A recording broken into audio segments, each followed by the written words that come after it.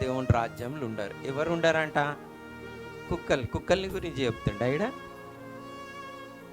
లేలే, ఈ కుక్కలు వేరే కుక్కలు.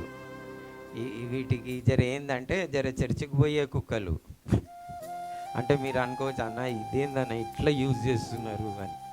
అంటే కక్కిన దానిని తినేవారు, వద్దనుకున్న దాన్ని చేసేవారు, గర్వపడొద్దు అనుకున్న వారు మళ్ళీ మళ్ళీ గర్వపడతా ఉంటారు.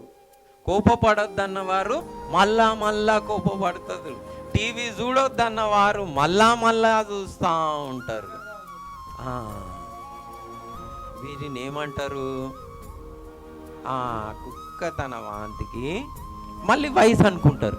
అబ్బా, నా అంత తెలివిగలలేదు, ఏం పాయింట్ మాట్లాడినా అంటారు. ఏం పాయింట్ మాట్లాడినావు? పరలోకానికి పోను, ఏం పాయింట్స్ మాట్లాడితే పోతావు?